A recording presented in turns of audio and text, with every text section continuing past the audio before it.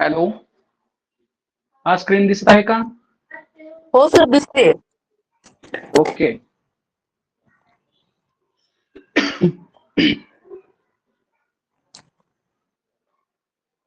ठीक आहे. तर आजपासून आपण हिस्ट्रीमध्ये 6वी, 7वी, 8वी, 9वी, 10वी, 11वी, 12वी इथपर्यंत आपण त्या टेक्स्ट बुक मधून ज्या नोट्स घेतलेल्या आहेत आणि विशेषतः जी चालूची पुस्तकं आहेत म्हणजे प्रचलित अभ्यासक्रम, म्यूट करा बरं. प्रचलित अभ्यासक्रमावरती हे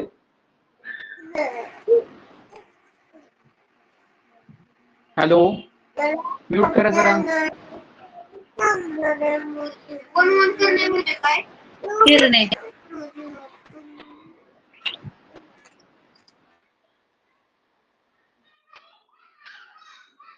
तर बघा, 6वी पासून आपण हे सुरुवात करणार आहोत. आता याच्यामध्ये आपल्याला काय करायचं आहे, याच्यामध्ये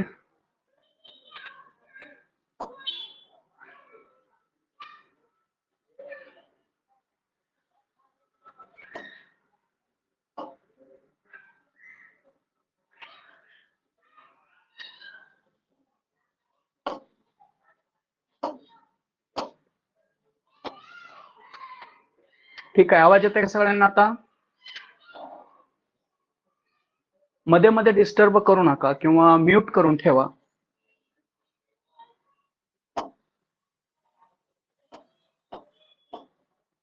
बघा आता, तर हिस्ट्री, स्पेशली जे आपल्याकडे हिस्ट्री हा टॉपिक आहे. कुठला टॉपिक आहे? हिस्ट्री. तर या हिस्ट्रीमध्ये आपणास स्पेशली आपल्याकडे जो 6वीचा हिस्ट्री आहे, आवाज येत असेल सगळ्यांना? आता येतोय का?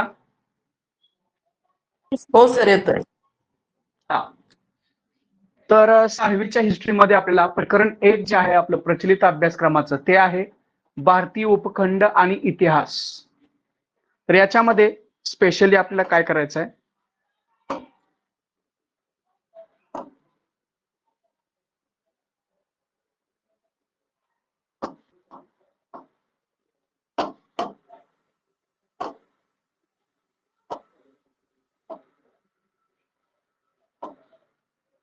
ठीक आहे. तर याच्यामध्ये आपल्याला काय करायचं आहे, आता आपण काय करूया, या ठिकाणी पाहूया. तर भारताची भौगोलिक वैशिष्ट्ये, तर हे हिमालय वगैरे जे आहे हे भूगोलाच्या अभ्यासक्रमात हा येणारा विषय आहे, त्याच्यामुळे आपण इथे जास्त फोकस करणार नाहीये. तरी पण काय आहे, तर भारतीय भौगोलिक वैशिष्ट्यामध्ये हिमालयमध्ये स्पेशली काय आहे, हिंदुकुश व हिमालय पर्वतामुळे भारतीय उपखंडाचा उत्तरेला अभेद्य भिंतच तयार झालेली आहे. त्यामुळे भारतीय उपखंड मध्य आशियातील वाळवंटापासून अलग झालेला आहे. आता हा भूगोलाचा भाग आहे, तरी पण इथं आलेला आहे. ठीक आहे. त्याच्यानंतर रेशीम भाग, इतिहासाच्या दृष्टिकोनातून महत्वाचा पहिला मुद्दा म्हणजे रेशीम मार्ग. तर बघा, चीन पासून ते अरबी प्रदेशापर्यंत जाणारा मार्ग म्हणजे हा कुठला आहे, रेशीम मार्ग आहे. याच्यामध्ये पश्चिमेकडील देशात या मार्गावर रेशीम प्रमुख. त्याच्यानंतर इथूनच परदेशी प्रवासी भारतात आले होते. त्याच्यानंतर या बाजूला आपल्याला यायचं आहे, जास्त काय भाग नाही आहे याचा, सिंधू, बघा सिंधू, गंगा, ब्रह्मपुत्रा नद्यांचा मैदानी प्रदेश. याच्यामध्ये हा प्रदेश पश्चिमेकडे सिंध पंजाब पासून पूर्वेकडे सध्याच्या बांगलादेश पर्यंत पसरलेला आहे. ठीक आहे. त्याच्यानंतर बघा, याच प्रदेशात हडप्पा संस्कृती आहे. प्राचीन गणराज्य आणि साम्राज्य उदयास आली होती. जगातील सर्वात मोठे वाळवंट कोणतं आहे, जगातील सगळ्यात मोठे वाळवंट कोणते आहे, सहारा वाळवंट. आणि ते कोणते, कुठल्या खंडामध्ये आहे, आफ्रिका खंडामध्ये. त्याच्यानंतर दुसरं वाळवंट आहे थरचे वाळवंट. हे राजस्थान, हरियाणा, गुजरात प्रदेशांमध्ये काही भाग आणि काही भाग पाकिस्तानमध्ये असलेला आहे, हे लक्षात ठेवायचं आहे. तर त्याच्याच उत्तरेला सतलज नदी आहे, पूर्वेला अरवली पर्वत आहे, दक्षिण कच्छ रण आहे आणि पश्चिमेला सिंधू नदी आहे. आता हे जे पहिलं प्रकरण आहे हे भूगोलामध्ये जरा जास्त आहे, परंतु आपल्याला यातला जास्त तर प्रश्न नाही येणार, तरी पण आपण पाहणार आहोत. घग्गर नदी थरच्या वाळवंटामध्ये आहे. पाकिस्तानातील हाकरा या नावाने तिला ओळखतात. बघा, जी नदी आहे कुठली, घग्गर नदी, तर पाकिस्तानात तिला कुठल्या नावाने ओळखलं जातं, हाकरा या नावाने ओळखतात. एक महत्वाचा पॉइंट आहे. त्याच्यानंतर राजस्थानमधील या नदीचे पात्र कोरडे आणि येथे हडप्पा संस्कृतीची स्थळे आहेत, हे पण महत्वाचं आहे. त्याच्यानंतर दख्खनचे पठार, पश्चिम किनार प्रदेश, पूर्व किनारा, पश्चिम किनारा किंवा पूर्व किनारा याच्यामध्ये ते आहे. त्याच्यानंतर दक्षिणेला निमुळता भाग आहे. हे सगळं जॉग्राफीचं आहे. दख्खन पठार, ठीक आहे. त्याच्यानंतर या बाजूला आपण पाहूया सह्याद्री. तर सह्याद्रीच्या पश्चिम पायथ्याशी कोकण आणि मलबारच्या किनारपट्टीचा प्रदेश आहे. पूर्वेकडे पूर्व घाट आहे. पठारावर जमीन सुपीक, येथे कृषीप्रधान संस्कृती उदयास आलेली होती. त्याच्यानंतर समुद्र किनाऱ्यातील बेटे, हे सगळं आपण भूगोलामध्ये डिटेलमध्ये पाहणारच आहोत. हे भूगोलाचं आहे फार तर. भारतीय उपखंड थोडक्यात मी तुम्हाला नोट्स पाठवणारच आहे. हा, इथून आपलं प्रकरण सुरू होतं, इतिहासाची साधने. तर इतिहासाची साधने आपल्याकडे 3 आहेत. आपण जे आपला परिसर अभ्यास भाग 1 होतं त्याच्यामध्ये सुद्धा हे पाहिलेलं आहे. पुन्हा एकदा रिपीट होतंय. भौतिक साधने आहेत, लिखित साधने आहेत आणि मौखिक साधने आहेत. आता लिखित मध्ये काय काय आहे बघा. लिखित साधनामध्ये काय आहे, भौतिक साधनामध्ये काय आहे, तर खापराच्या तुकड्यांचे आकार, रंग, नक्षी इत्यादी भांडी होती. दागदागिने, इतर वस्तू, दागदागिने होते. त्याच्यानंतर धान्य, फळांच्या बिया, प्राण्यांची हाडे इत्यादी आहार त्यांचा होता. त्याच्यानंतर घर, इमारतीचे अवशेष, अजून याच्यामध्ये आहेत नाणी, मुद्रा, मानवी व्यवहार, वस्तू व त्यांचे अवशेष इत्यादी भौतिक अवशेष म्हणजेच भौतिक साधने त्या ठिकाणी होती. त्याच्यानंतर पुढे आहे लिखित साधने. याच्यावर प्रश्न येतो तुम्हाला, भौतिक साधने कोणती आणि लिखित साधने कोणती. तर भौतिक आपण आता पाहिली, आता आपण लिखित पाहूया. कोणकोणते आहेत लिखित मध्ये. मंदिरांच्या भिंती, त्याच्यावरती असणारे लेख, लेण्यांच्या भिंती, त्याच्यावर असणारे लेख, शिळा, ताम्रपट, भांडी, त्याच्यावर असणारे लेख, कच्च्या विटा,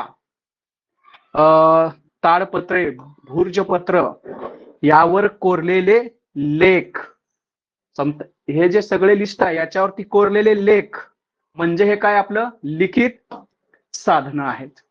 त्याच्यानंतर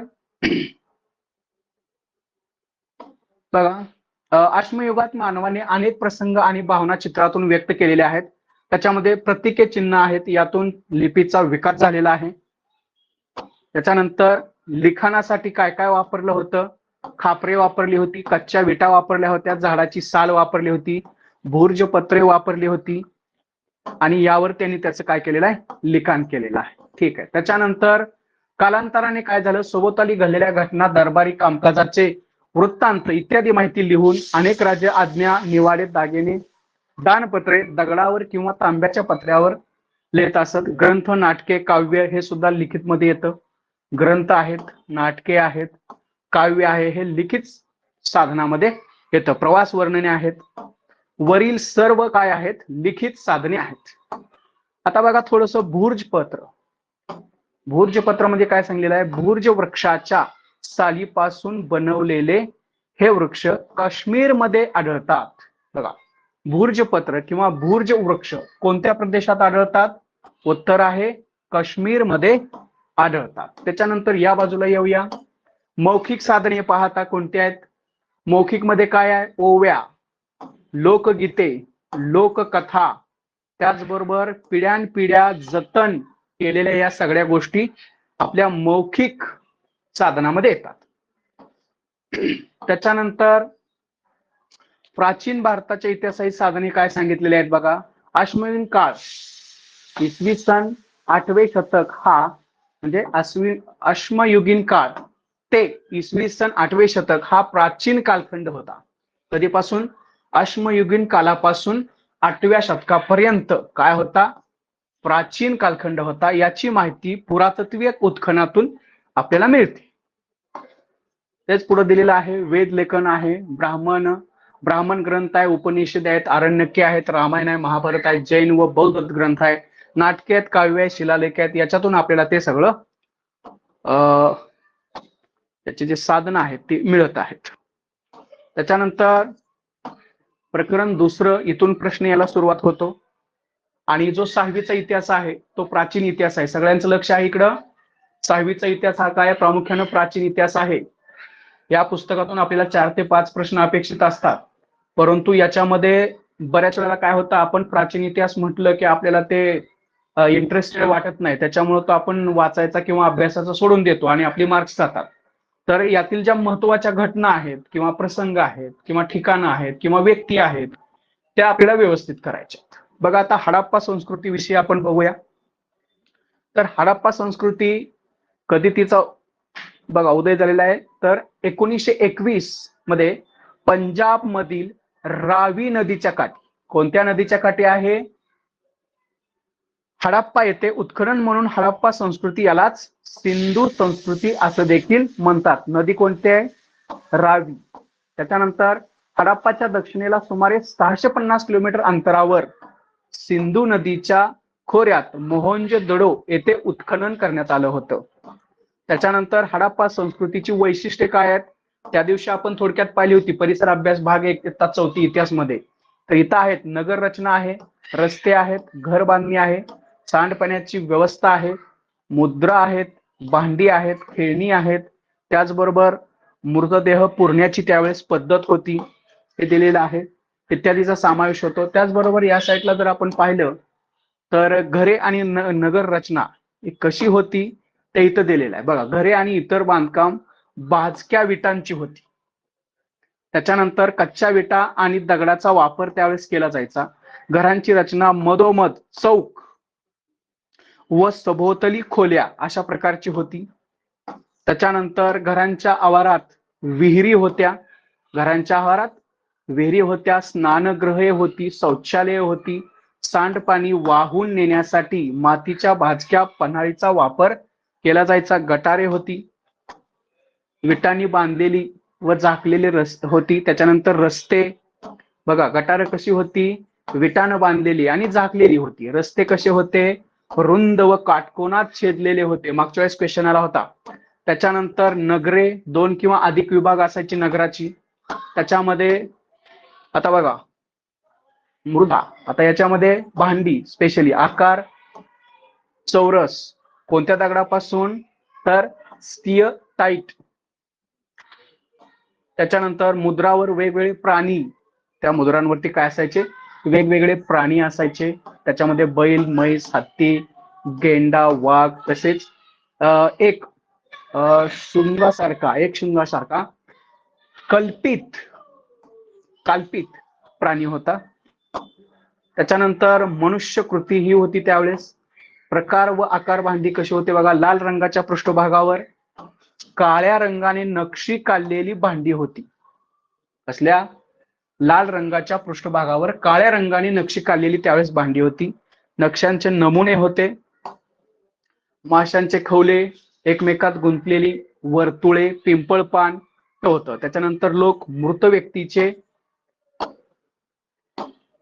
काय आहे? मृत व्यक्तीचे दफन, त्याचबरोबर मातीची भांडी होती. महास्नानगृह, त्याच्यावरती प्रश्न असतो. तर बघा महास्नानगृह कुठं आहे? मोहनजोदडो येथे सापडले आहे. त्याचबरोबर स्नानकुंड 2.5 मीटर खोल, लांबी किती आहे? 12 मीटर, रुंदी किती आहे? 7 मीटर. पाणी झिरपू नये म्हणून काय होतं? म्हणून पक्क्या विटांनी आतून बांधकाम केलेलं होतं. उतरण्यासाठी व्यवस्था होती, पायऱ्या होत्या, पाणी बदलण्यासाठी सोय होती. याच्यावर प्रश्न येतो बरं का, लक्षात घ्या. त्याच्यानंतर लोकजीवन कसं होतं? तर शेती व्यवसाय होता. कालीबंगन इथं शेतीचा आपल्याला नांगरलेल्या शेताचा पुरावा सापडलेला आहे. कुठं सापडलेला आहे? कालीबंगन. मोहनजोदडो इथं काय होतं? स्नानगृह होतं. कालीबंगन इथं काय सापडलेलं आहे? शेतीचा पुरावा सापडलेला आहे. ठीक आहे, पुढे जाऊया.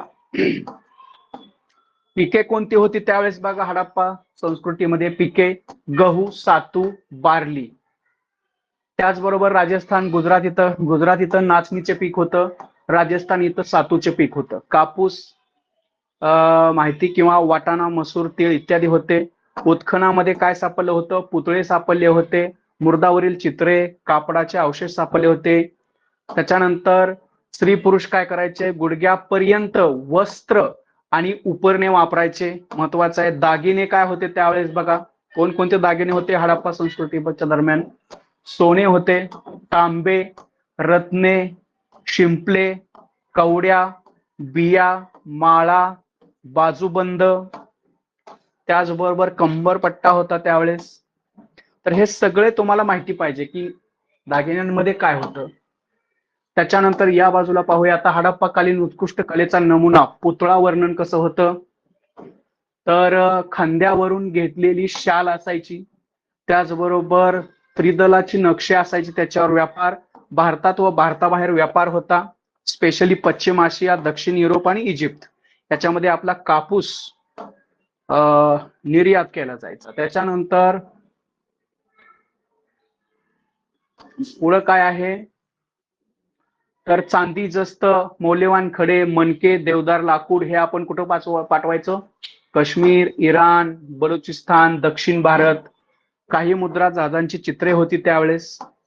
त्याच्यानंतर पुढे जाऊया. लोथल अतिशय महत्वाचं नाव आहे.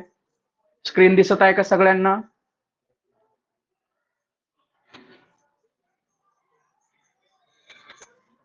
हॅलो?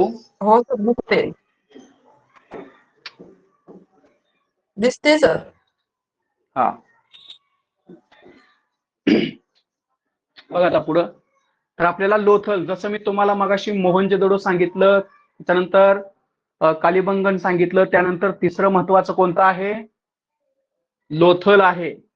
लोथल मध्ये काय होतं? तर प्रचंड आकाराची गोदी सापडली होती. हडप्पा संस्कृतीचा व्यापार अरबी समुद्राच्या किनाऱ्याने होत होता. आता या हडप्पा संस्कृती ऱ्हासाची कारणं काय होती? बघा, नंबर 1 चं कारण दिलंय महापूर, बाहेरून आलेल्या टोळ्यांची आक्रमणे, व्यापारातील घट, पर्जन्यमान कमी, नद्यांची पात्रे कोरडे पडणे, भूकंप किंवा त्याच्या पुढे एक महत्वाचं आहे समुद्र पातळीतील बदल, हडप्पा संस्कृतीतील शहराचा ऱ्हास. ठीक आहे, इकडे या बाजूला काय? ठीक आहे, पुढं. तर हडप्पा संस्कृतीविषयी एवढी माहिती आपणास असणं अपेक्षित आहे. एवढी जर माहिती तुम्हाला असेल तर 1 मार्क 100% आपला इथं कव्हर होणार आहे. सगळ्यांच्या लक्षात येत आहे? फोकस कशावरती करायचा आहे? हडप्पा संस्कृतीतील जे काय वरची आता 2-4 पेजेस होती त्या पूर्ण प्रकरणातून ती 2-4 पेजेस मायक्रो नोट्स काढून इथं दिलेले आहेत आणि त्या चालू प्रचलित पुस्तकातील आहेत. त्यामुळे तुमचा वेळ वाचणार आहे आणि वाचायचं काय ते पण समोरच आहे. सगळ्यांच्या लक्षात येत आहे? ठीक आहे, पुढं बघा. आता त्याच्यानंतरचा महत्वाचा टॉपिक आहे वैदिक संस्कृती. एक प्रश्न इथं पण असतो बघा, वैदिक संस्कृतीवरती प्रश्न असतोच. आता स्पेशली आपण वैदिक वाङ्मय पाहूया. वैदिक वाङ्मयावर आधारलेली संस्कृती म्हणजे वैदिक संस्कृती. डेफिनेशन दिलेले आहे. वेद म्हणजे काय आहे बघा? बघा, वेद हे प्राचीन साहित्य निर्मिती ऋषींनी केलेले आहे. वेदातील काही सूक्त म्हणजे रचना स्त्रियांना स्फुरलेली आहेत. त्याच्याबरोबर ही जी संस्कृत होती भाषा, कोणती भाषा होती त्यावेळेस? संस्कृत होती. त्याच्यानंतर मूळ वेद कोणता आहे? मूळ वेद सांगा. हॅलो? ऋग्वेद. ऋग्वेद. ऋग्वेद. ठीक आहे. इतर 3 महत्वाचे वेद यजुर्वेद, सामवेद आणि अथर्ववेद महत्वाचे. तिन्ही पण 4 वेदांचे ग्रंथ संहिता. विद म्हणजे जाणणे. विद म्हणजे काय? जाणणे. त्यापासून वेद म्हणजे ज्ञान असणे. मौखिक पठणाच्या आधारे वेदांचे जतन केले जाते. वेदांत श्रुती, वेदांना श्रुती म्हणतात. वेदांना काय म्हणतात? श्रुती. महत्वाचं आहे. त्याच्यानंतर या बाजूला ऋग्वेद. आता ऋग्वेदाचं डीप मध्ये इथं दिलेलं आहे बघा. ऋचांना बनवलेला वेद म्हणजे ऋग्वेद. पुन्हा ऋचा स्तुती करण्यासाठी रचलेले पद्य. ऋचा म्हणजे काय? स्तुती करण्यासाठी रचलेले पद्य. त्याच्यानंतर सूक्त, अनेक ऋचा एकत्र करून तयार केलेले काव्य, त्याला सूक्त म्हणायचं. ऋचा कशाला म्हणायचं दिलेलं आहे. त्याच्यानंतर देवांची स्तुती करण्याची सूक्ते. त्याच्यानंतर यजुर्वेद झाला, ऋग्वेद आता आहे यजुर्वेद. प्रश्न येतो बरं का, लक्ष द्या व्यवस्थित. यज्ञात म्हटले जाणारे मंत्र, ह्याच्यात काय दिलेले आहेत? मंत्र दिलेत. कधी म्हटले जाणारे? यज्ञात म्हटले जाणारे मंत्र आहेत ते. त्याच्यानंतर बघा, मंत्रांचे पठण कसे करावे याचे सुद्धा मार्गदर्शन यजुर्वेदामध्ये उपलब्ध आहे. तर पद्य व गद्य स्वरूपात या रचना आहेत. त्याच्यानंतर सामवेद, प्रत्येक महत्वाचा आहे. सामवेद काय आहे? यज्ञ विधीमध्ये मंत्र गायन कसे करावे, थोडक्यात संगीताचा पाया म्हणजे काय आहे? सामवेद आहे. सगळ्यांच्या लक्षात येत आहे? सोपं आहे, फक्त आपल्याला लक्ष देऊन ते पुन्हा पुन्हा वाचावं लागणार आहे. अथर्ववेद मध्ये काय सांगितलेलं आहे? अथर्व ऋषींचे नाव आहे. आयुष्यात येणारे संकट, बघा आयुष्यात येणारे संकट, दुःखवनावर किंवा दुःखावर करावयाचे उपाय, औषधी वनस्पतींची माहिती आपल्याला अथर्व वेदामुळे मिळत असते. त्याच्यानंतर पुढे आहे ब्राह्मण ग्रंथ आहेत, आरण्यके आहेत, उपनिषदे आहेत. तर ह्याच्यावर पण प्रश्न येण्याची शक्यता असते. कुटुंब व्यवस्था कशी होती बघा, वैदिक कालखंडातील कुटुंब व्यवस्था तर एकत्र कुटुंब पद्धती होती. प्रमुख म्हणजे गृहपती, पुरुष प्रधान होती. सगळ्यात महत्वाचं, विद्वान स्त्रिया कोणकोणत्या होत्या? लोपमुद्रा किंवा लोपामुद्रा, गार्गी. त्याच्यानंतर मैत्रीय. घरे कशी होती? मातीची किंवा कुडाची, मातीची किंवा कुडाची. ग्रहशाला शब्द होते त्यावेळेस. त्याच्यानंतर आहार काय होता? आहारामध्ये आपल्याला गहू, सातू, त्यालाच बार्ली म्हणतात, त्यालाच गोधूम म्हणतात गव्हाला, त्याच्यावर पण प्रश्न येतो. तांदूळ होता, त्यालाच व्रीही म्हणतात. 3 शब्द महत्वाचे आहेत, गोधूम, व्रीही आणि बार्ली. आवाज येतोय माझा? स्क्रीन दिसत आहे का? काय चाललंय समजतंय का? त्याच्यानंतर वस्त्रे बघा कोणकोणती होती? लोकरीची व सुती वस्त्रे होती. त्याच्यानंतर वाल्कले, झाडाच्या सालापासून तयार केलेली वस्त्रे होती. वाल्कले, वल्कले, ठीक आहे. त्याच्यानंतर फुलांच्या माळा, ते पण महत्वाचं आहे. त्याच्यानंतर त्याचबरोबर मनोरंजनाची साधनं, डमरू होतं, मृदुंग होतं, निष्क नावाचा गळ्यातील दागिना होता.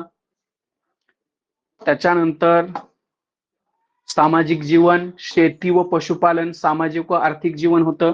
प्रमुख व्यवसाय शेती होता.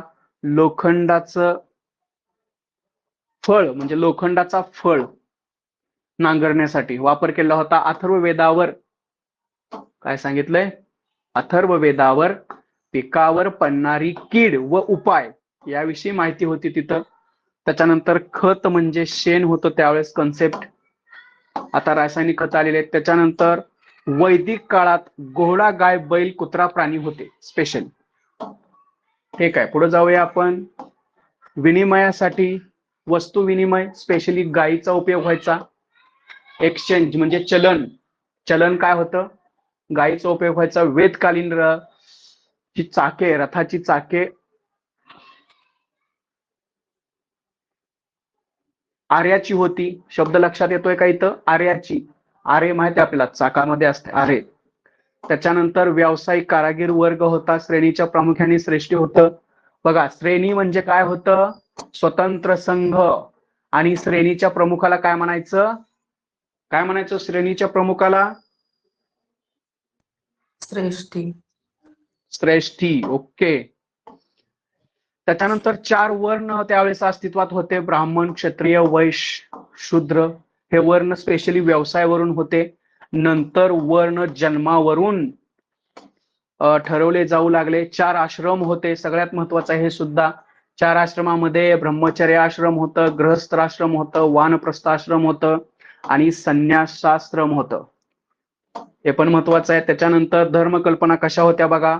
सूर्य, वारा, पाऊस, वीज, वादळे, नद्या, हे म्हणजे धर्म होतं. निसर्गातील शक्तींना देवता रूप दिलेलं होतं. या शक्तींना सूर्य म्हणजे देवता तेव्हापासून आहे. त्याच्यानंतर पुढे बघूया आपण.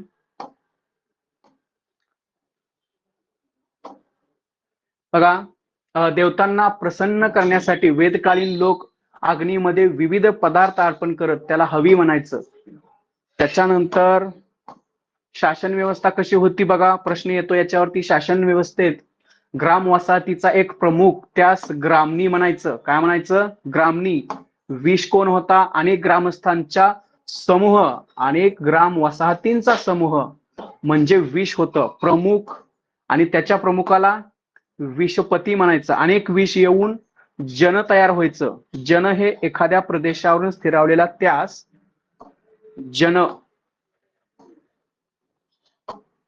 जनपद असं म्हटलं जायचं. जनचा प्रमुख नृत्य किंवा राजाने नेमलेला अधिकारी, पुरोहित व सेनापती असे. हे पण महत्वाचं आहे. त्याच्यानंतर पुढे जाऊया आपण. भागदूक. बघा, भागदूक म्हणजे कर वसुली होतं. तो कर वसुली अधिकारी होता स्पेशली. सभा. बघा इथं दिले, राजाला मारधन करण्यासाठी 4 संस्था होत्या. एक म्हणजे सभा, समिती, विर्ध्य आणि जन.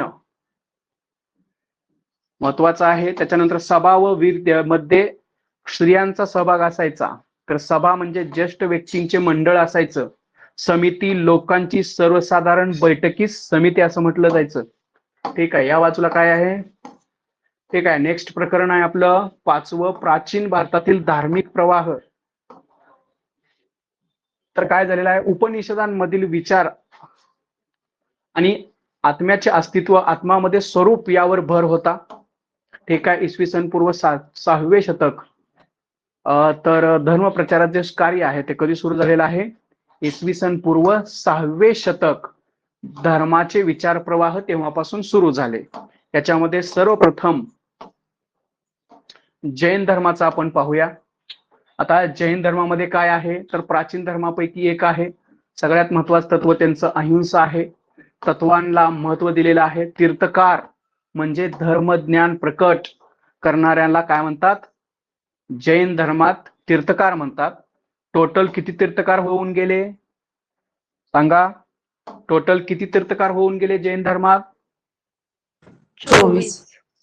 24. तर 24वे जे तीर्थकार होते तेच आपले महावीर होते. वर्धमान महावीर विषयी इथं आपल्याला माहिती मिळते. वज्जी, उज्जी किंवा व्रज्जी असं दिलेलं आहे. महाजनपद होतं ते बिहारमध्ये होतं. वैशाली ही त्यांची राजधानी होती. त्याला कुंडग्राम वैशाली असं म्हणतात. नगराचा तो भाग होता. शॉर्ट मध्ये दिलेला आहे पण कुठलीही कन्सेप्ट सोडलेली नाहीये मधून आपण, त्यामुळेच हे आपण घेतलेलं आहे. येथेच वर्धमान महावीरांचा जन्म झाला. त्याच्यानंतर वडील सिद्धार्थ होते, त्यांचे आई त्रिशाला होती. 12 वर्ष त्यांनी तपश्चर्या केली, नंतर ज्ञानप्राप्ती झाली. त्याच्यानंतर हे ज्ञान केवळ विशुद्ध म्हणून त्यांना केवली, जीन म्हणजे जैन म्हणजेच जिंकणारा, जीन म्हणजे काय? जिंकणारा म्हणजे जैन. महावीर विकारांवर विजय मिळवलेला म्हणून महान. हॅलो, 30 वर्ष त्यांनी उपदेश केला. अतिशय महत्वाचा आहे. अर्धमागधी लोकांशी संवाद साधला त्यांनी. अर्धमागधी या भाषेमध्ये त्यांनी सांगितलेला धर्म शुद्ध आचारावर भर देणारा होता. त्यासाठी मार्ग त्यांनी कोणकोणते मार्ग सांगितले बघा. पंचमहावृत्ते सांगितली, त्रिरत्ने सांगितली, महत्वाचं आहे ते सुद्धा. त्याच्यानंतर तीर्थकाराच्या ज्या सभा होत त्यांना समवसरण असे म्हणत. त्याच्यानंतर समतेवर आधार होता त्यांचा. सर्व वर्णातील लोक होते, सगळ्यात महत्वाचं आहे. त्याच्यानंतर याच्यावर प्रश्न येतो आपल्याला, पंचमहावृत्ते म्हणजे काय? तर बघा, एक आहे अहिंसा, दुसरा आहे सत्य. याच्यावर प्रश्न आला होता एकदा कुठल्या तरी टीएटीला. पंचमहावृत्ते म्हणजे कोणकोणती आहेत? तर अहिंसा, सत्य, अस्तेय, अपरिग्रह आणि ब्रह्मचर्य. तर आता आपल्याला माहित आहे अहिंसा सत्य तर माहितीच आहे. अहिंसा म्हणजे हिंसा करू नये, सत्य बोलावे. अस्तेय म्हणजे काय? चोरी न करणे. अपरिग्रह म्हणजे हाव किंवा लोभीपणा सोडून देणे. आणि ब्रह्मचर्य तर आपल्या सगळ्यांना माहितच आहे. त्याच्यानंतर त्रिरत्ने कोणकोणती सांगितली त्यांनी? बघा, त्रिरत्नामध्ये सम्यक दर्शन, ज्ञान आणि चरित्र. आता पुढे बघूया आपण. उपदेशाचे सार त्यांचे काय आहेत बघा. अनेकावाद, काय सांगितलेलं आहे? अनेकांतवाद. त्याच्यानंतर सत्याच्या शोधण्यासाठी हा सिद्धांत त्यांनी मांडलेला आहे. त्याच्यानंतर महावीरांची शिकवण, मनुष्याचा मोठेपणा त्यांच्या वर्णावर अवलंबून नसून, बघा काय सांगितलं त्यांनी? मोठेपणा त्यांच्या वर्णावर अवलंबून नसून उत्तम चारित्र्यावर तो अवलंब आहे. त्याच्यानंतर स्त्रियांनाही संन्यास घेण्याचा अधिकार आहे, त्यांनी सांगितलेलं आहे. त्याच्यानंतर सर्व प्राणीमात्रांवर प्रेम करावे, मनामध्ये इतरांबद्दल दया असावी, करुणा असावी, जगा आणि जगू द्या हा संदेश त्यांनी दिलेला आहे. पुढे जाऊया आपण. बौद्ध धर्म. प्रत्येक धर्माबद्दल आपल्याला अभ्यास यामध्ये दिलेला आहे. गौतम बुद्ध संस्थापक होते. जन्म त्यांचा नेपाळ, लुंबिनी या ठिकाणी झालेला आहे. वडील शुद्ध धोन होते ते. त्याच्यानंतर आई मायादेवी होती. पुढे जाऊया.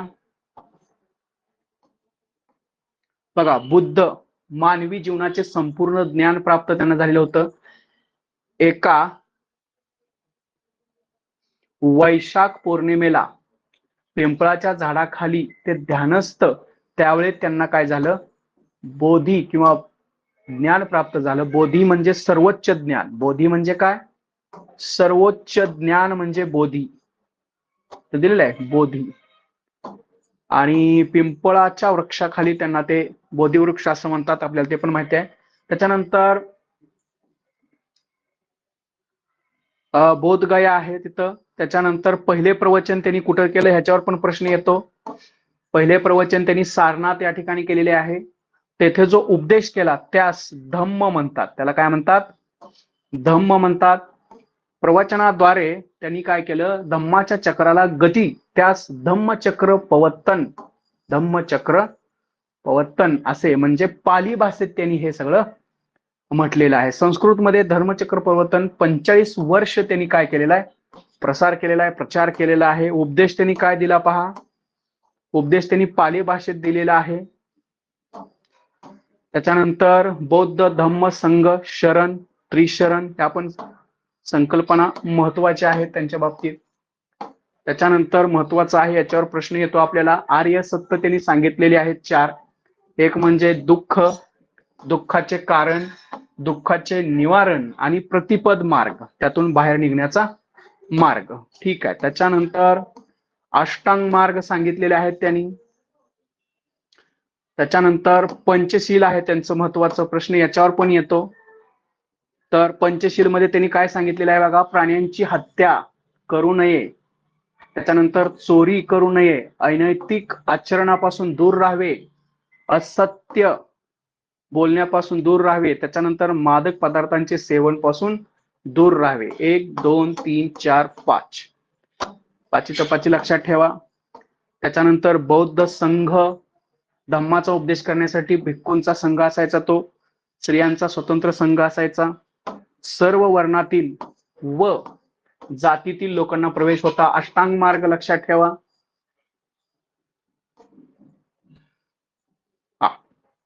अष्टांग मार्ग, तर याच्यामध्ये आपल्याला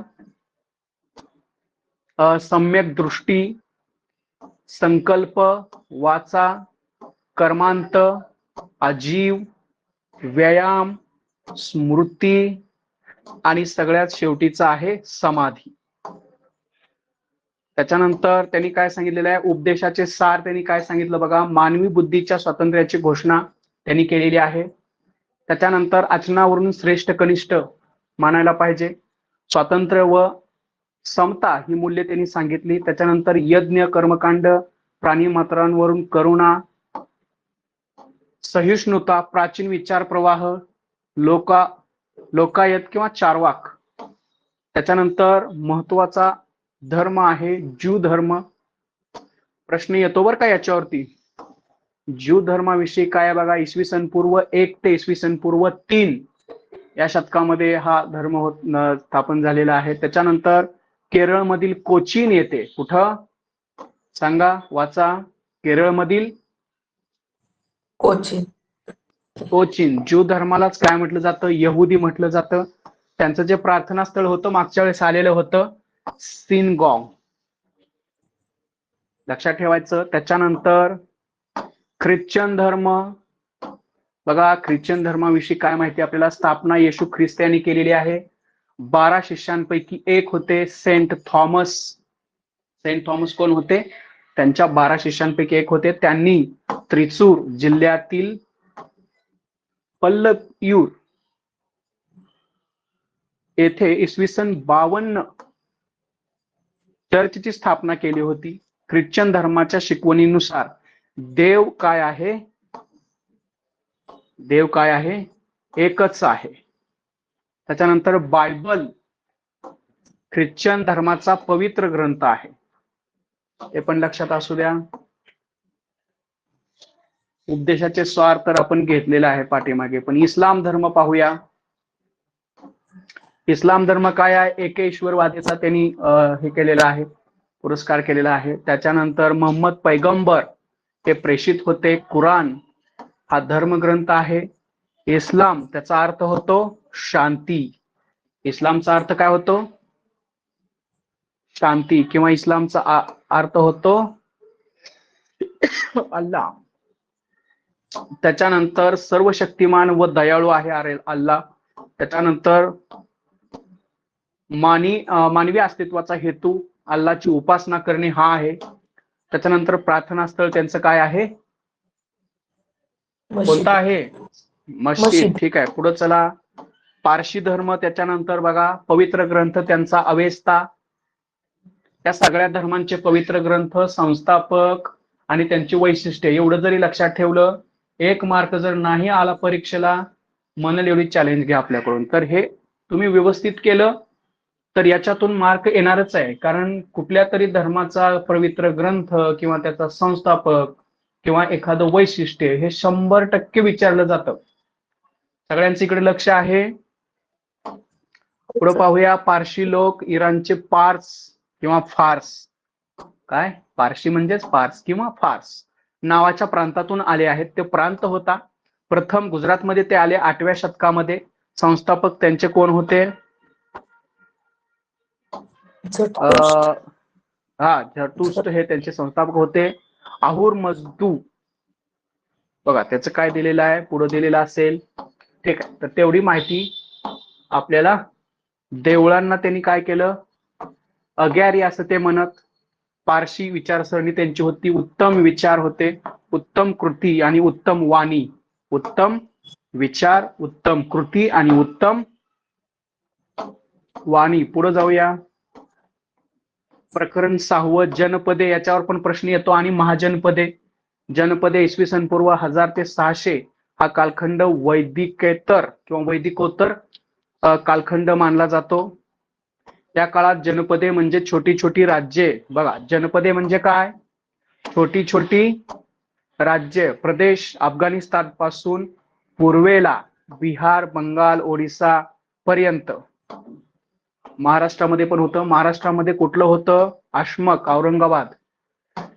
त्याच्यानंतर जनपदांची माहिती पाली भाषेमध्ये आहे, अर्धमागधी आहे, संस्कृतमध्ये आहे. जनपदांमध्ये ज्येष्ठ व्यक्ती असायची, गणपरिषद हे सदस्य असायचे, एकत्रितपणे ते चर्चा करायचे. तेथील सभागृहास संथागार असे म्हणत, ते पण लक्षात ठेवा. पुढे जाऊया. पुढे आहे गौतम बुद्ध शाक्य किंवा शाक्य.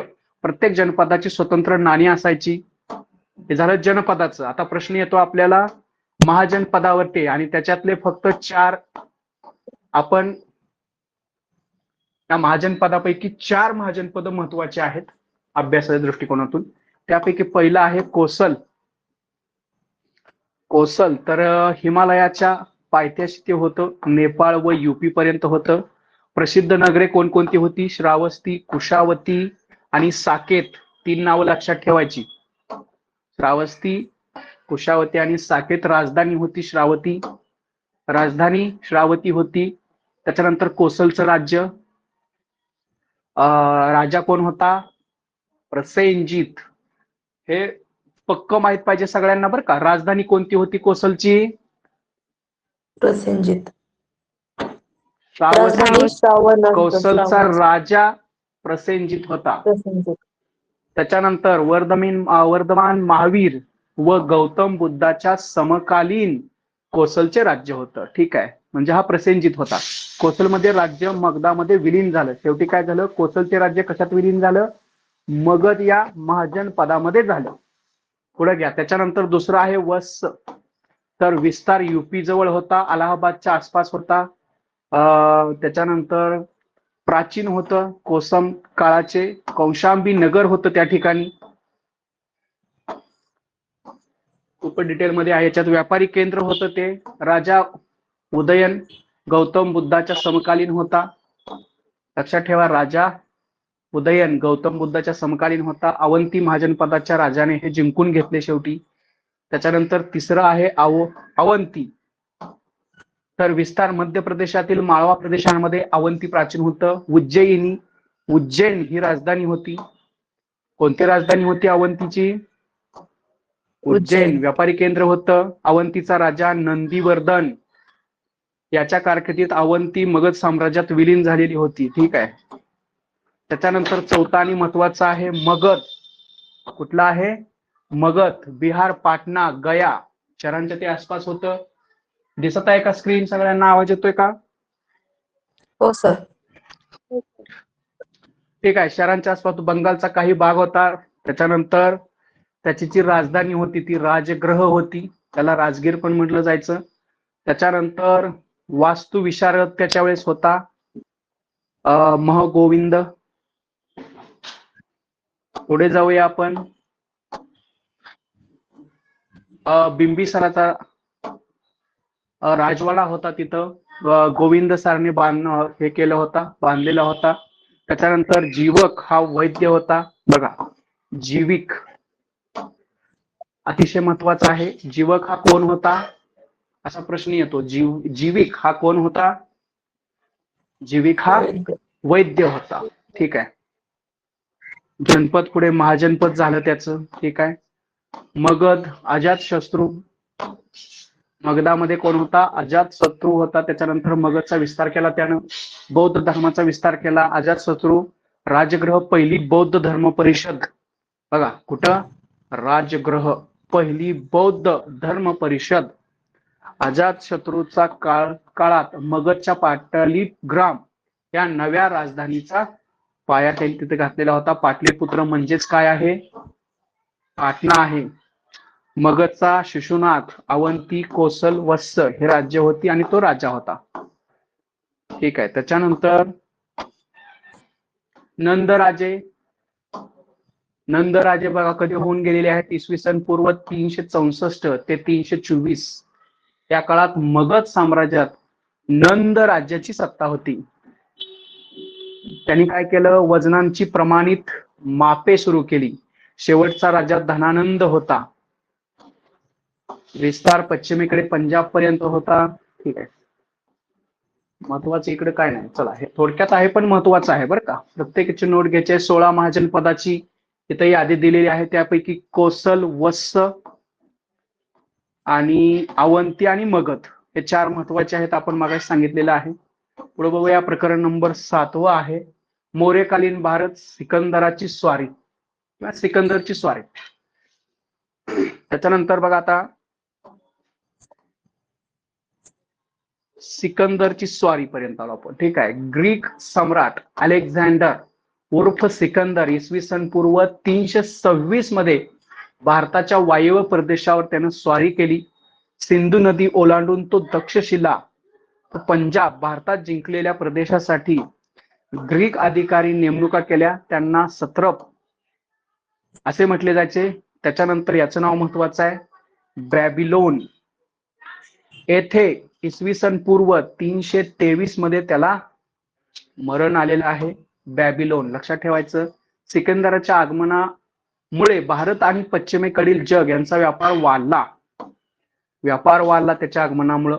भारतीय कलाशैलीवर प्रभाव यातूनच गांधार नावानेच कलाशैलीचा उदय झालेला आहे. महत्वाचं आहे, आपण प्रत्येक गोष्ट इथं. ग्रीक राजांची नाणी वैशिष्ट्यपूर्ण होती. बाजूला नाणे राजाचे चित्र असायचे एका बाजूला, दुसऱ्या बाजूला एखाद्या ग्रीक देवताचे चित्र असायचे. कुठली? ग्रीक राजांची नाणी. सिकंदर सुद्धा ग्रीक होता. मौर्य साम्राज्य, याच्यावर प्रश्न असतो. संस्थापक कोण आहे मौर्य साम्राज्याचा? सांगा. चंद्रगुप्त मौर्य.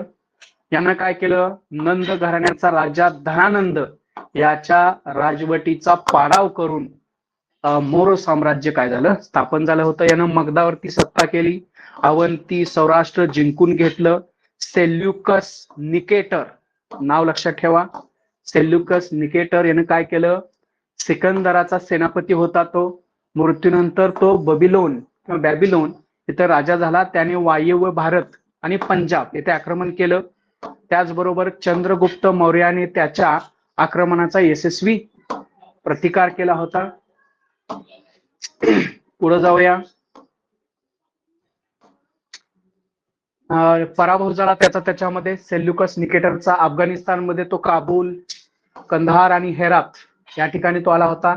सेल्युकस निकेटरचा राजदूत, हा पण प्रश्न महत्वाचा आहे. सेल्युकस निकेटरचा राजदूत कोण होता? मॅगॅस्थेनिस. कोण होता? मॅगॅस्थेनिस. हा, त्यानं कोणता ग्रंथ लिहिला? इंडिका. लक्षात ठेवायचं, गुजरात. ठीक आहे. सुदर्शन म्हणजेच तलाव आहे. सुदर्शन म्हणजेच काय आहे? तलाव आहे. सम्राट अशोक यांच्यावरती प्रश्न असतो. अतिशय महत्वाचा भाग आहे हा, सम्राट अशोक यांचा. तर सम्राट अशोक बिंदुसारच्या मृत्यूनंतर त्याचा मुलगा अशोक कोणाचा मुलगा आहे? बिंदुसारच्या मृत्यूनंतर त्याचा मुलगा अशोक सत्तेवर आला. तक्षशिला व उज्जैनी येथे त्याने काय केलं?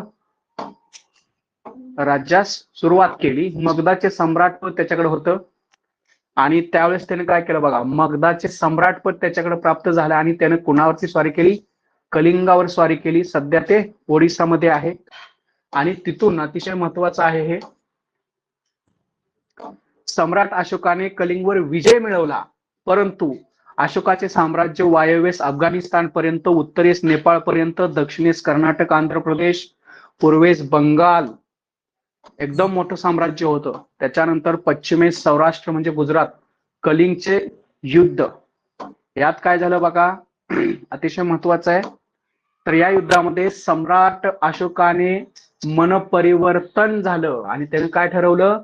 सत्य, अहिंसा, इतर प्रति दया, क्षमावृत्ती जोपासायचं ठरवलं. संदेश पोहोचवण्यासाठी त्यानं काय केले? म्हणजे त्याचा संदेश पोहोचवण्यासाठी त्यानं काय केले? शिलालेख काढले, स्तंभालेख काढले आणि त्या लेखाची जी लिपी होती ती कोणती लिपी होती?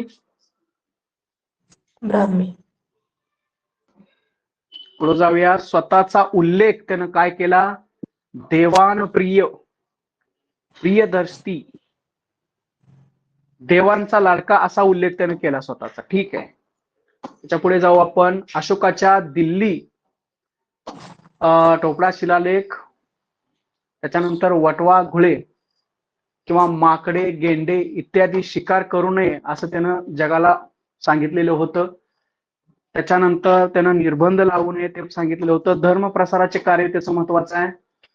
तर त्याने काय केलं होतं? स्वतः बौद्ध धर्माचे कार्य त्याने घेतलेलं होतं. त्याच्यानंतर पाटलीपुत्र बौद्ध धर्माची 3री परिषद त्याने येथे घेतली होती. त्याच्यानंतर मुलगा महेंद्र होता त्याचा. अशोकाच्या मुलाचं नाव काय होतं? महेंद्र. मुलगी संघमित्रा होती. त्यानं काय केलं? श्रीलंकेला त्या दोघांना पाठवलं होतं. आग्नेय आशिया व मध्य आशिया येथे धर्मप्रसारासाठी बौद्ध भिक्खू पाठवले होते. ठीक आहे, ते पण महत्वाचं आहे. त्यानं अनेक स्तूप आणि विहार बांधले होते. लोकोपयोगी कामे केली, प्रजेसाठी सुखसोयी केल्या, निर्माण केल्या. त्याचबरोबर माणसांना व पशूंना मोफत औषध पाणी म्हणजे औषधोपचार मिळावे अशी सोय त्याने केली होती. मौर्यकालीन राज्यव्यवस्था कशी होती बघा. 4 विभाग होते. पूर्व विभाग तोशाली म्हणजे ओडिसा, पश्चिम विभाग उज्जैनी, दक्षिण विभाग सुवर्णगिरी आणि उत्तर विभाग तक्षशिला. लक्षात असावं. त्याच्यानंतर राजकारभारास राज्यास मदत करण्यासाठी मंत्री परिषद होती. सक्षम म्हणजे हेर खाते होते, त्याच्याकडे हेर खातं होतं सक्षम असं. ठीक आहे. त्याच्यानंतर बघू मौर्यकालीन लोकजीवन, शेती होती त्यावेळेस. त्याचबरोबर व्यापार, हस्तिदंतावरील कोरीव काम, कापड विणणे, धातुकाम, काळ्या रंगाची मातीची भांडी होती त्यावेळेस. नौका बांधणी होतं. त्याच्यामध्ये नगरांमध्ये व ग्रामामध्ये उत्सव समारंभ साजरे केले जायचे. कुस्तीचे खेळ असायचे, नृत्य कार्यक्रम असायचे, रथाच्या शर्यती असायच्या, सोंगट्याचा खेळ असायचा, बुद्धिबळ सारखेच खेळ त्यावेळेस होते. अष्टपद त्याला काय म्हटलं जायचं? बुद्धिबळालाच त्यावेळेस काय म्हटलं जायचं? फास्ट सांगत चला. काय म्हटलं जायचं बुद्धिबळाला त्यावेळेस? अष्टपद. हा. मौर्यकालीन कला साहित्य कसं होतं पहा. शिल्पकलेला उत्तेजन मिळालं. अशोकानं उभारलेले स्तंभ महत्वाचे आहेत. त्याच्यामध्ये सिंह, हत्ती, बैल प्राण्यांची शिल्पे असायची. सारनाथ येथील अशोक स्तंभ महत्वाचा आहे आणि तो कुठं आहे सांगा तेवढं मला. स्तंभावरील चक्र भारताच्या राष्ट्रध्वजावरती झळकते आहे. चारही बाजूना स्तंभ आहेत. समोरून 3 दिसत आहेत. पाठीमागच्या बाजूला बोला. हा, समोरून 3 दिसत आहेत आणि पाठीमागच्या बाजूला 1 आहे. भारताची राजमुद्रा तिथून घेतलेली आहे. दरबार टेकड्यावर का? लेणी आहेत. हा, खोदलेल्या टेकड्यावरील लेणी आहे तिथले. त्याच्यानंतर बरंच आहे. भारतातील सगळ्यात काय म्हणताय, भारतातील लेण्यांमध्ये सर्वात प्राचीन लेणी तिकडे आहे. भारतातील साम्राज्य मौर्य साम्राज्य होतं, मोठं साम्राज्य. ठीक आहे. त्याच्यानंतर मौर्य साम्राज्यानंतरची राज्ये कोणकोणती होती बघा. शुंग घराणं होतं, इंडो ग्रीक होतं, कुशाण, गुप्त, वर्धन. ईशान्य भारतातील राज्यसत्ता होत्या त्यावेळेस बऱ्याचशा. शुंग घराणे, त्याच्यावरती छोटासा एखादा प्रश्न येतो. शुंग घराणे म्हणजे काय आहे बघा. सम्राट अशोकानंतर मौर्य सत्तेचं सामर्थ्य कमी झालं.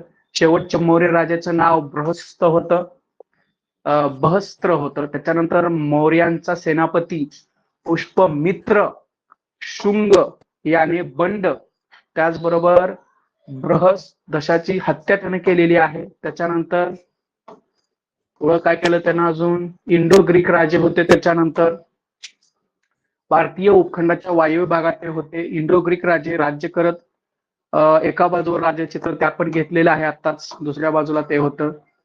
त्याच्यानंतर त्याच्यामध्ये महत्वाचं आहे मिनॅडर. या मिनॅडर राजा प्रसिद्ध होता. नागसेन या बौद्ध भिक्खू बरोबर तत्वज्ञानाची चर्चा त्यानं केली होती. यामधून मिलिंदाचे प्रश्न, मिलिंदपण्णे म्हणजे काय, मिलिंदाचे प्रश्न हा ग्रंथ त्याने लिहिला होता. कुशाण घराणे होतं. त्याच्यानंतर बघा आता कुशाण मध्ये काय सांगितलेलं आहे. कुशाण राज्य भारतात वेगळ्या टोळ्या होत्या. मध्य आशियातील कुशाण ही एक टोळी होती. त्याच्यानंतर इसवी सन 1ल्या शतकात वायव्येकडील प्रदेश आणि काश्मीर राज्य त्यांच्या आधिपत्याखाली येत होतं. भारतातील सोन्याची नाणी कुशाण यांनी काढलेली होती. नाण्यावर गौतम बुद्ध, विविध भारतीय देवता यांच्या प्रतिमा होत्या. कुशाण राजा कनिष्ठ साम्राज्य विस्तार होता. विस्तार पश्चिमेस काबूल इथपर्यंत होता. सोन्याची व तांब्याची नाणी होती. बौद्ध धर्माची 4थी परिषद काश्मीर येथे, कुठं, बौद्ध धर्माची 4थी परिषद कुठं झाली, काश्मीर येथे. कुणी घेतली होती, कनिष्कानं. काश्मीर कनिष्क 4थी परिषद. ठीक आहे. त्याच्यानंतर कनिष्कपूर हे शहर त्यानं बसवलं. ठीक आहे, त्यानं म्हणजे वसवलं. ठीक आहे. त्याच्या काळात अश्वघोष हा कवी होता. बुद्ध चरित्र, वज्रसूची. त्याच्या दरबारात चरक अतिशय महत्वाचं नाव आहे, सगळ्यांचं लक्ष याच्याकडे असावं. चरक हा वैद्य होता त्याच्या दरबारामध्ये. पुढे जाऊया आपण. गुप्त गुप्त साम्राज्य 3ऱ्या शतकात संस्थापक श्रीगुप्त होते. त्याच्यानंतर समुद्रगुप्त. गुप्त सत्ता आसाम पासून पंजाब पर्यंत होती. थोडक्यात पण महत्वाचे. त्याच्यानंतर समुद्रगुप्त वीणावादन करायचे. वीणावादन. त्याच्यानंतर दुसरा चंद्रगुप्त आला. वायव्येकडील साम्राज्यापर्यंत विस्तार केला. माळवा, गुजरात, सौराष्ट्र घेतलं. ठीक आहे. त्याच्यानंतर काय सांगितलंय, दुसरा चंद्रगुप्ताची मुलगी प्रभावती, तिचा विवाह त्याने काय केला, वाकाटक घराण्यातील रुद्रसेन याच्याबरोबर केला. दिल्ली जवळील मेहरौली, अतिशय महत्वाचं एक मार्क इथं पण येतं. मेहरौली येथे काय केलं त्यानं, सगळ्यांनी सांगा काय आहे हे. लोहस्तंभ. चंद्रनाथ. लोहस्तंभ. प्रश्न येतो त्याच्यावरती बरं का. त्याच्यानंतर हा लोहस्तंभ दुसऱ्या चंद्रगुप्ताच्या काळातील आहे. कुठल्या? दुसऱ्या. याच्या काळात फहियान, बघा याच काळात कोण आला होता, अतिशय महत्वाचं नाव आहे सुद्धा, फाहियान बौद्ध भिक्खू चीन मधून भारतात आला होता. त्याच्यानंतर वर्धन घराणे. वर्धन घराण्यामध्ये गुप्त साम्राज्यानंतर वर्धन घराणे सत्तेवर आलं. त्यांनी दिल्ली जवळ असणाऱ्या थानेसर प्रभाकर वर्धन नावाचा राजा राज्य करत होता. याने वर्धन घराण्याची स्थापना केलेली आहे. जरा म्यूट करा. वर्धन घराण्यातला जो हर्षवर्धन हा मुलगा होता. वर्धन घराण्यातला नंतरचा हर्षवर्धन. विस्तार उत्तर नेपाळ पर्यंत, नर्मदा नदी पूर्वेला आसाम पर्यंत केला त्यानं. पश्चिमेस गुजरात, कामरूप, प्राचीन आसाम, राजा भास्कर वर्मन मैत्री. ठीक आहे. त्याच्यानंतर हर्षवर्धनने आपले राजदूत चिनी दरबारात पाठवला होता. बघा कोणी पाठवला होता आपला राजदूत चिनी दरबारात, हर्षवर्धनाने आपला चिनी दरबारात पाठवला होता. हर्षवर्धनाने चीनच्या सम्राटाबरोबर मैत्रीचे संबंध ठेवले होते. राजधानी त्यांची कनौज होती. व्यापार भरभराट झाली. दर 5 वर्षांनी स्वतःची सर्व संपत्ती प्रजेला दान कोण करत होतं? दर 5 वर्षांनी स्वतःची संपत्ती. त्याच्यानंतर राजकवी, बरोबर आहे. त्याच्यानंतर राजकवी त्यांच्याकडे होता बाणभट्ट.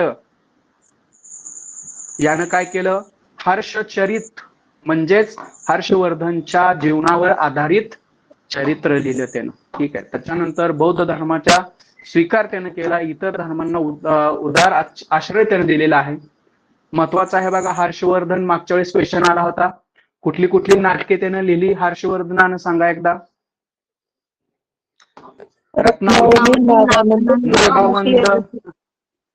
हे मागच्या वेळेस प्रश्न आला होता याच्यावरती. नाटके लिहिली आहेत. युआन शॉंग बौद्ध भिक्खू होता. चीनहून भारतात आला. नालंदा विद्यापीठात 2 वर्ष तो होता नालंदा विद्या अभ्यासासाठी. बौद्ध ग्रंथांचे चिनी भाषेत त्यानं रूपांतर केलं. ईशान्य भारतावरील राज्यसत्ता बघा, राज्यसत्ता काय होत्या, कामरूप राज्य पुष्पवर्मन होतं, संस्थापक होता. समुद्रगुप्ताच्या अलाहाबाद येथील स्तंभलेख उल्लेख आहे. महाकाव्य, कोणकोणती महाकाव्य आहेत, शब्द महत्वाचा आहे. महाकाव्य महाभारत आणि रामायण यामध्ये कामरूपचा वल्ल काय या नावाने राजधानी त्यांनी काढलेली होती. ठीक आहे. त्याच्यानंतर प्राग ज्योतिषपूर ही त्यांची राजधानी होती. आसाम गुवाहाटी इथं ते आहे. त्याच्यानंतर पुढे काय सांगितलं, Periplus of Erythraean, Periplus of the Erythraean हा ग्रंथ त्याने लिहिलेला आहे. त्याच्यानंतर किरात लोकांचा प्रदेश होता तो, ते पण दिलेला आहे. इकडे काय आहे का, नाहीये. पुढे चला. प्रकरण 9 दक्षिण भारतातील प्राचीन राज्य, याच्यावर एक प्रश्न येतो बरं का. सगळ्यांचं लक्ष आहे? हो सर. सगळ्यांनी ही नावं लक्षात ठेवा. चेर, पांड्य, चोळ. सीटीटी देता का तुम्ही? सीटीटी देताना सुद्धा या राज्यांवरती प्रश्न असतो. एनसीईआरटीच्या सिलेबस मध्ये यांच्यावरती जास्त फोकस केलेला आहे आणि त्याच्यामध्ये याच्यावरती प्रश्न असतो. तर बऱ्याच वेळेला मी याच्यावरच प्रश्न सोडवून उत्तर घेतलेलं आहे. तर बघा काय आहे. दक्षिण भारतातील 3 राज्यसत्ता होत्या. कोणकोणत्या होत्या? चेर, पांड्या आणि सोळ. 4थे शतक इसवी सन पूर्व तमिळ भाषेत संगम साहित्य. त्याच्यानंतर मुजिरीस हे बंदर कुठं होतं? चेर बोला. राज्यात. हा, चेर राज्यात त्यामधून होतं. काय व्हायचं? मसाल्याचे पदार्थ, मसाल्याची मोती, शेती, मौल्यवान मोती, रत्ने इत्यादी मौल्यवान वस्तू इटलीमध्ये, रोमकडे, रत्ने. पश्चिमेकडे, इतर देशांकडे ते जायचं. त्याच्यानंतर पांड्य तामिळनाडू येत आहे. मदुराई ही राजधानी होती. सोळ पुन्हा तामिळनाडू, तिरुचिरापल्ली. लक्षात ठेवायचे हे नाव. याच्यावर प्रश्न येतो एक छोटासा. सातवहन याच्यावर पण प्रश्न असतो. सातवहन आणि वाकाटक याच्यावरती एक प्रश्न असतो. सातवहन मध्ये काय बघा, मौर्य साम्राज्याच्या ऱ्हासानंतर उत्तर भारताप्रमाणे महाराष्ट्र, आंध्र प्रदेश, कर्नाटक स्थानिक राज्य स्वतंत्र झालेली आहेत तिथं.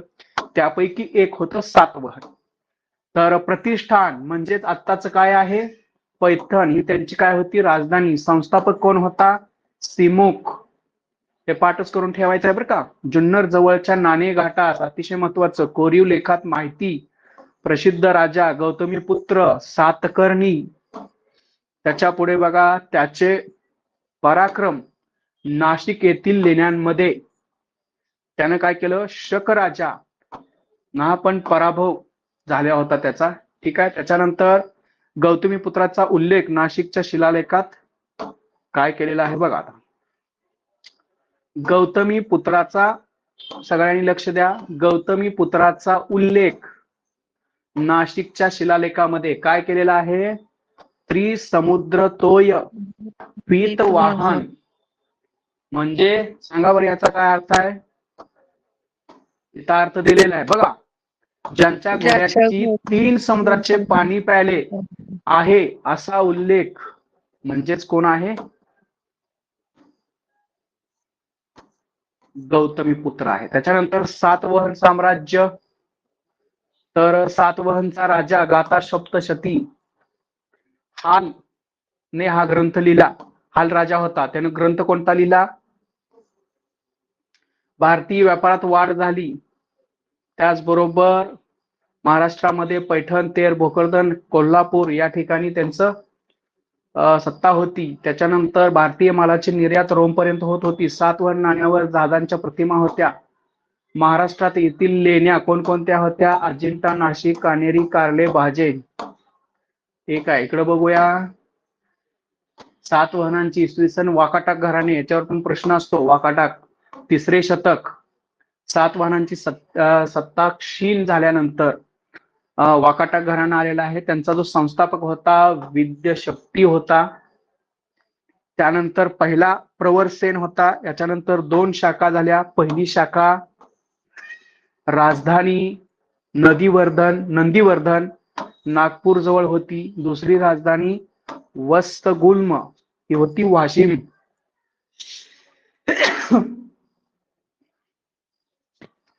ठीक आहे. त्याच्यानंतर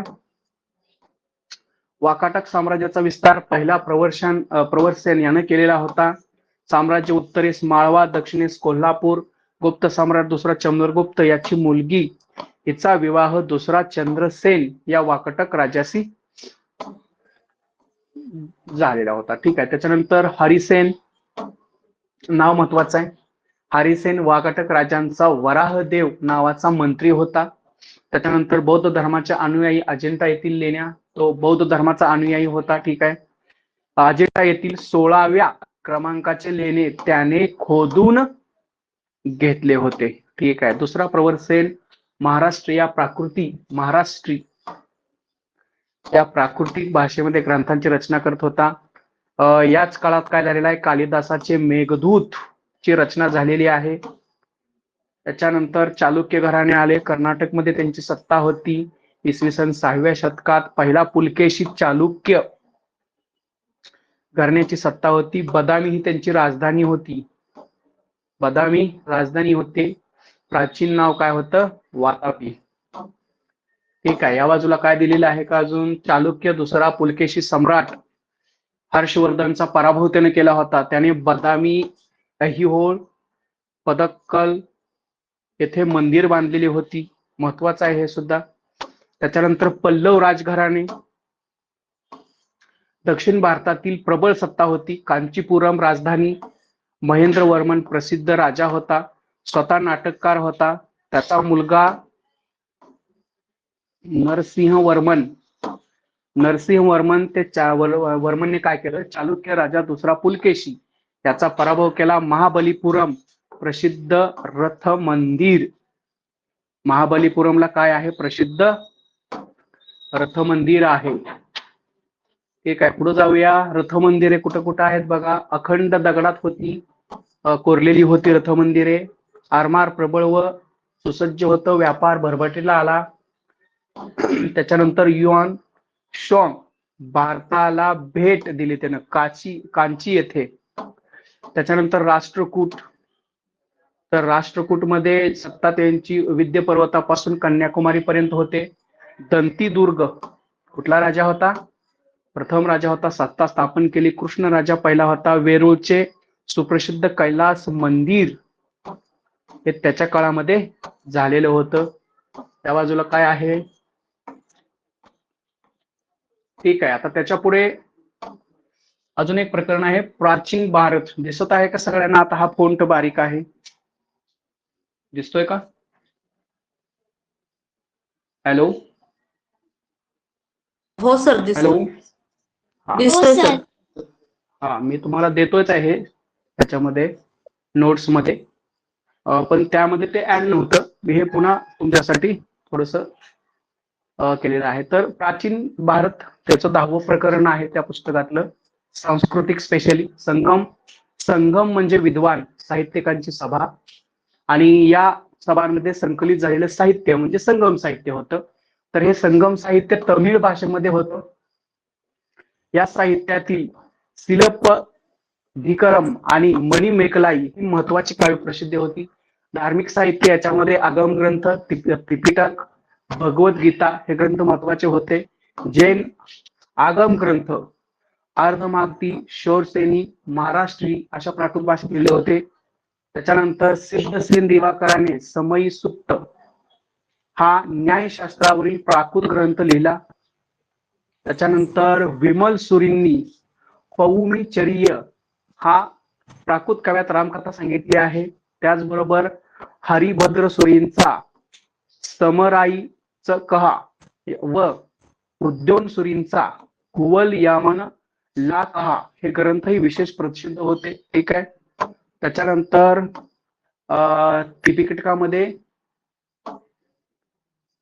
पिटकामध्ये काय होतं? पिटक म्हणजे पेटी होती.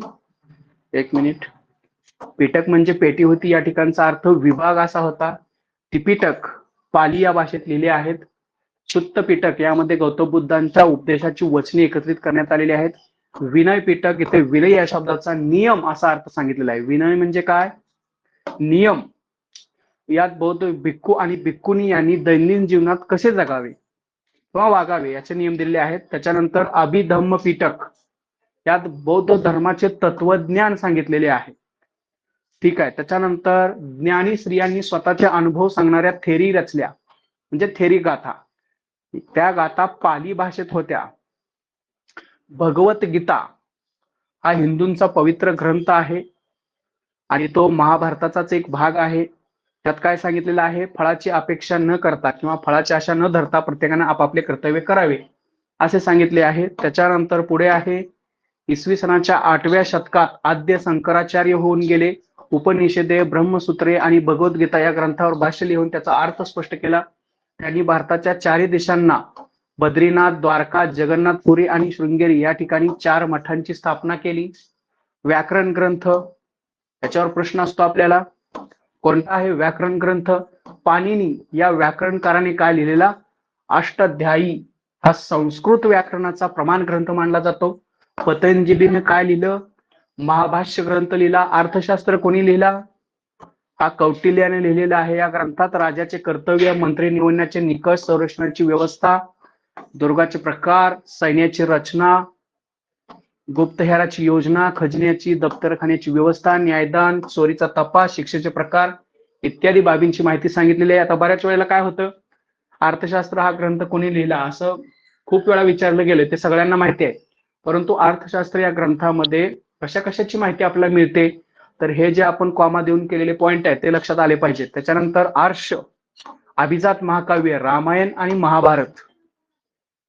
आर्ष म्हणजे ऋषींनी रचलेले रामायण, वाल्मिकी ऋषींनी रचले आहे. अभिजात संस्कृत भाषेतील कालिदासाची रघुवंश आणि कुमार संभव, तसेच भारवीचे किरातार्जुनीय आणि मागाचे शिशुपालवध ही प्राचीन कालखंडातील महाकाव्य विख्यात आहेत. ठीक आहे. नाटक, नाट्यशास्त्र भरत मुनींनी लिहिलेलं आहे, एवढंच लक्षात ठेवा. प्राचीन संस्कृत नाटकामध्ये भास या नाटककाराचे स्वप्न वासवदत्त, कालिदासाचे अभिज्ञान शाकुंतलम यासारखी अनेक नाटके सुप्रसिद्ध आहेत. कथा साहित्य, गुणाढ्यानं काय लिहिलं, पैशाची नावाची भाषेतील बृहत्कथा विख्यात आहे. विष्णू शर्मा यानं काय रचलेलं आहे सांगा. विष्णू शर्माने कोणतं पुस्तक लिहिलं, इथं पुस्तक आहे ते सांगा कोणतं आहे. हॅलो, बृहत्कथा का? विष्णू शर्मा पंचतंत्र. विष्णू शर्माने काय सांगितलेलं आहे, पंचतंत्र.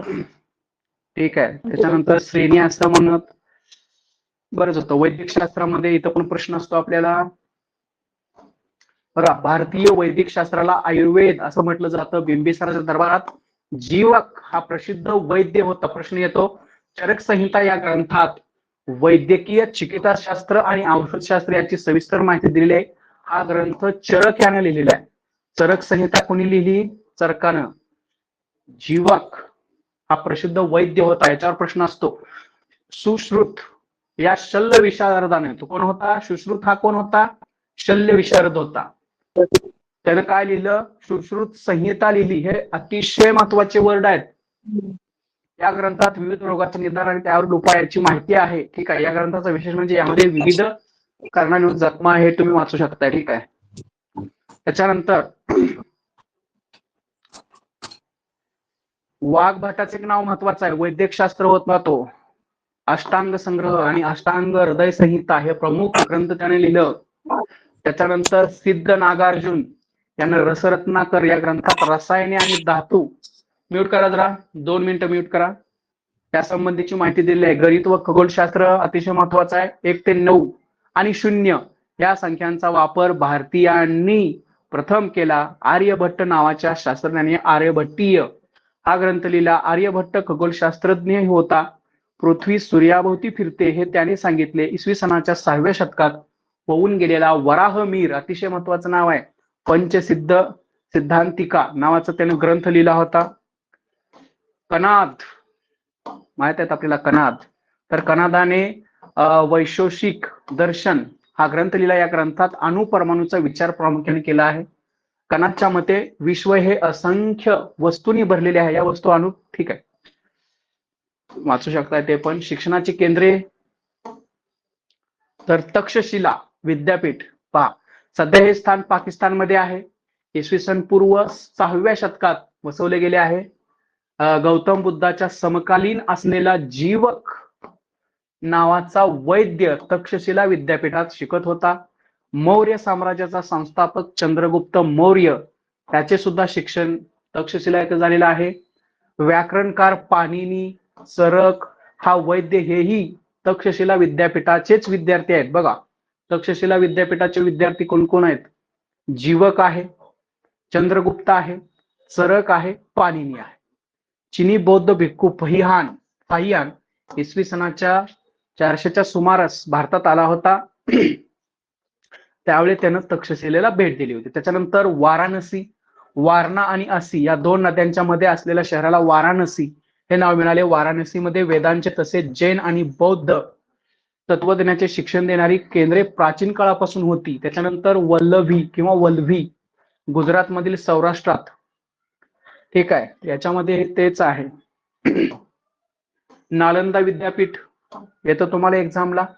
नालंदा विद्यापीठ आजच्या बिहारमधील पाटणा शहराच्या जवळ प्राचीन नालंदा विद्यापीठाचे अवशेष आहेत. सम्राट हर्षवर्धनने विद्यापीठाला उदरहस्ते देणग्या दिल्या होत्या. युआन शॉंग आणि इसिंग यांनी केलेल्या वर्णनानुसार नालंदा विद्यापीठात हजारो विद्यार्थ्यांची राहण्याची सोय होती. तेथील ग्रंथालयात हजारो ग्रंथ होते. विद्यापीठात प्रवेश मिळवण्यासाठी प्रवेशद्वारापाशी विद्यार्थ्यांना परीक्षा द्यावी लागायची. विक्रमशिला विद्यापीठ आजच्या बिहारमधील भागलपूर जवळ होते. धर्मपाल राजांनी त्याची स्थापना केली होती 8व्या शतकात. तेथे 6 विहार होते. कांची पल्लव सत्तेच्या काळात 6वे शतक. आजच्या तामिळनाडूमधील कांची हे शहर महत्वाचे शैक्षणिक केंद्र होते. ते वैदिक, जैन आणि बौद्ध ग्रंथाचे अध्ययन आणि अध्यापन केले जायचे. त्याच्यानंतर स्थापत्य आणि कला. बघा, स्थापत्य आणि कलेमध्ये काय होतं? सांची येथील स्तूप आणि उदयगिरी, खंडगिरी, कार्ले, नाशिक, अजिंठा, वेरूळ इत्यादी ठिकाणच्या लेण्यांमधून तीच परंपरा अधिक विकसित होऊ गेली असे दिसते. त्याच्यानंतर गुप्त काळात भारतीय मूर्तिकलेचा विकास झाला. ठीक आहे. महाबलीपुरम मंदिर त्यावेळेस होतं, ते पण लक्षात ठेवायचं आपल्याला. ठीक आहे. त्याच्यानंतर 11वं आणि शेवटचं प्रकरण आहे प्राचीन भारत आणि जग. तर ग्रीक मूर्तिकलेच्या प्रभावातून कुशाण काळात भारतामध्ये एका नव्या कलाशैलीचा उदय झाला. त्याला गांधार कला असे म्हणतात. गांधार कलाशैलीत प्रामुख्याने गौतम बुद्धांच्या मूर्ती घडवल्या गेल्या. या मूर्ती प्रामुख्याने अफगाणिस्तान मधून गांधार प्रदेशात सापडल्या, म्हणून त्या शैलीस गांधार शैली असे म्हणतात. ठीक आहे. अरबी लोकांनी भारतीय मालावर तत्वज्ञान, बघा काय केलं, अरबी लोकांनी भारतीय मालाबरोबर भारतीय तत्वज्ञान आणि विज्ञान युरोपपर्यंत पोहोचवलं. गणितातील शून्य ही संकल्पना भारताने संपूर्ण जगाला दिलेली एक मोठी देणगी आहे. भारत आणि आशिया खंडातील इतर देश, आशियातील अनेक देशांमध्ये, ठीक आहे, आता याच्यामध्ये काय नाहीये जास्त. तर श्रीलंकामध्ये काय केलेलं आहे, बौद्ध धर्माचा प्रसार करण्यासाठी सम्राट अशोकानं त्याचा मुलगा महेंद्र आणि मुलगी संघमित्रा यांना श्रीलंकेत पाठवले होते. त्या दोघांच्या नावाचा उल्लेख महावंश या श्रीलंकेतील बौद्ध ग्रंथात केलेला आहे. तेथील सिगिरिया या ठिकाणी इसवी सनाच्या 5व्या शतकात कश्यप नावाचा राजाने लेणे खोदवले होते. या लेण्यातील भिंतीचित्रात अजिंठ्याच्या चित्रशैलीशी साम्य आहे. श्रीलंकेतील महावंश व दीपवंश हे ग्रंथ भारत आणि श्रीलंका यांच्यामधील परस्पर संबंधाची माहिती देतात. हे ग्रंथ पाली भाषेत आहेत. चीन आणि इतर देश. सम्राट हर्षवर्धनने चीनच्या दरबारात राजदूत पाठवला होता. चीनमध्ये तयार होणाऱ्या रेशमी कपड्याला भारतात चिनाशुंक असे नाव होते. प्राचीन भारत व्यापारी हे चिनाशुंक पश्चिमेकडील देशामध्ये पाठवत असत. त्या मार्गाला रेशीम मार्ग असे म्हटलं जात होतं. बघा, रेशीम मार्गावर असणारी जी ठिकाणं होती ती कोण होती? नाला सोपारा हे होते. भारतात आलेले फाहियान आणि युआन शॉंग हे बौद्ध भिक्खू ही रेशीम मार्गानेच भारतात आले होते. ठीक आहे. इसवी सनाच्या 1ल्या शतकातील चिनी सम्राट मिंग याच्या आमंत्रणावरून धर्मरक्षक आणि कश्यप मातंग हे बौद्ध भिक्खू चीनमध्ये गेले. त्यांनी अनेक भारतीय बौद्ध ग्रंथांचे चिनी भाषेत रूपांतर केले. त्यानंतर चीनमधील बौद्ध धर्माचा प्रसारात चालना मिळाली. बौद्ध धर्म जपान, कोरिया, व्हिएतनाम या देशामध्ये पोहोचला. आग्नेय आशियामध्ये काय झालं होतं? कंबोडिया देशातील फुनान या प्राचीन राज्याची स्थापना इसवी सनाच्या 1ल्या शतकात झाली. कौंडिन्य नावाच्या भारतीयाने त्याची स्थापना केली. फुनानच्या लोकांनी संस्कृत भाषेचे ज्ञान होते. इंडोनेशियात आजही रामायण आणि महाभारत यातील कथावर आधारलेली नृत्य, नाट्य लोकप्रिय आहेत. प्राचीन कालखंडात बौद्ध धर्म म्यानमार, थायलंड, इंडोनेशिया इत्यादी देशात पोहोचला. नंतरच्या काळात शिव आणि विष्णू यांच्या मंदिराचीही निर्मिती झाली. ठीक आहे. हाच आपला प्राचीन भारताचा थोडक्यात इतिहास इथं दिलेला आहे. तुम्ही तो व्यवस्थित करावा. इथं फक्त महत्वाचे मुद्दे दिलेले आहेत. टेक्स्टबुक न वापरता आपण जी तुम्हाला आता नोट्स देणार आहे ते नोट्स तुम्ही जरी वापरली तरी सुद्धा तुम्हाला त्याचा फायदा होईल. ठीक आहे. बराच वेळ झालेला आहे. खूप विस्तृत स्वरूपात आपण घेतलं खरं तर ते, परंतु तुम्हाला ते लक्षात यावं हा त्याच्या मागचा उद्देश होता. ठीक आहे. आता याच्यात कुणाची काय अडचण आहे का? प्राचीन भारत. हॅलो, आवाज येतोय का माझा सगळ्यांना? हो सर. नाही काय नाही ठीक आहे. तर बराच वेळ झालेला आहे, तुम्हाला नोट्स मी पाठवतच आहे. ठीक आहे, कट करू का? Okay sir. Thank you sir. Okay, धन्यवाद.